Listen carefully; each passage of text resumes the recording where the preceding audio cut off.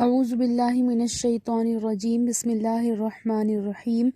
ہم 5 آیتوں کا مطالعہ کر چکے ہیں۔ اب یہ 6ٹھی آیت ہے جو اس طرح سے ہے وَإِذَا الْبِحَارُ سُجِّرَتْ۔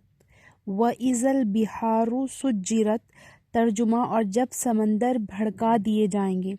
اس کی تفسیر تفہیم القرآن میں اس طرح سے بیان ہوئی ہے کہ جو لفظ آیت میں سجرت استعمال کیا گیا ہے تسجیر سے، ماضی مجہول کا صیغہ ہے تسجیر۔ سجرت یعنی تسجیر عربی زبان میں تنور کے اندر آگ دہکانے کے لیے بولا جاتا ہے۔ وہ جو تندور پہ روٹی بنتی ہے نا، تو وہ والا تندور کے اس کے اندر آگ دہکانے کے لیے بولا جاتا ہے۔ بظاہر یہ بات عجیب معلوم ہوتی ہے کہ قیامت کے روز سمندروں میں آگ بھڑک اٹھے گی، لیکن اگر پانی کی حقیقت لوگوں کی نگاہ میں ہو تو اس میں کوئی چیز بھی قابل تعجب محسوس نہ ہوگی۔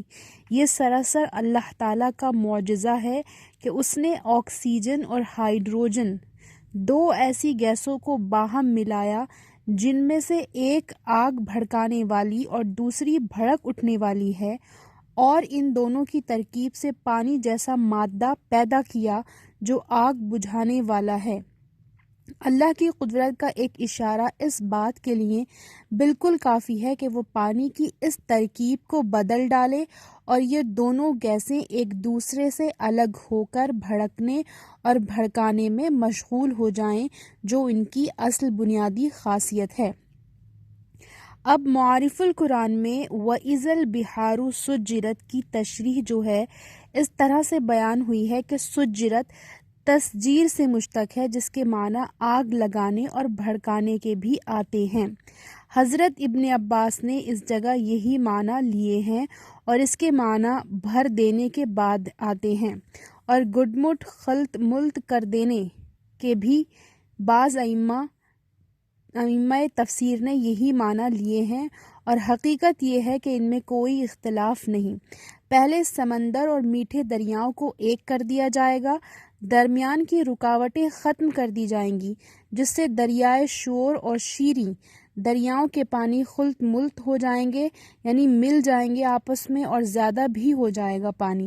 پھر شمس و قمر اور ستاروں کو اس میں ڈال دیا جائے گا، پھر اس تمام پانی کو آگ بنا دیا جائے گا جو جہنم میں شامل ہو جائے گا۔ تدبر قرآن میں اس آیت کی تشریح اس طرح سے بیان ہوئی ہے کہ سمندروں کی طغیانی۔ لفظ تسجیر اصلاً تندور کو ایندھن سے بھر کر بھڑکا دینے کے لیے آتا ہے، پھر اسی مفہوم سے وسعت پا کر یہ دریاؤں اور سمندروں کی طغیانی کے لیے بھی آنے لگا۔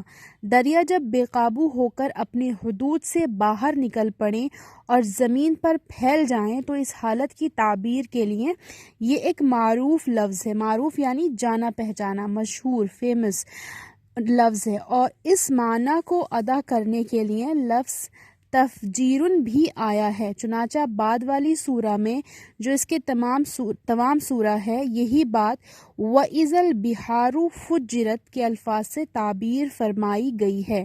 مطلب یہ ہے کہ آج تو یہ سمندر اپنے اپنے حدود کے اندر بند ہیں، لیکن جب قیامت کی ہلچل برپا ہوگی تو یہ ابل کر تمام سطح پر چھا جائیں گے۔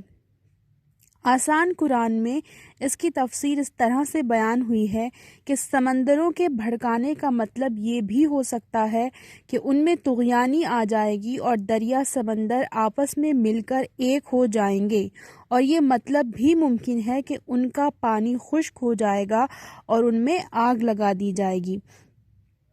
اور بیان القرآن میں اس آیت کی تشریح اس طرح سے بیان ہوئی ہے وَإِذَا الْبِحَارُ سُجِّرَتْ، اور جب سمندر دہکا دیے جائیں گے۔ اگلی صورت یعنی اس سے آگے آنے والی جو سورہ ہے، سورہ انفطار میں سمندروں کے پھاڑے جانے وَإِذَا الْبِحَارُ فُجِّرَتْ کا ذکر ہے۔ ان دونوں آیات پر غور کریں تو یوں لگتا ہے کہ جب زمین کو کھینچ کر پھیلایا جائے گا، وَإِذَا الْأَرْضُ مُدَّتْ الانشقاق، تو اس کی اندرونی تپش اوپری سطح پر آ جائے گی۔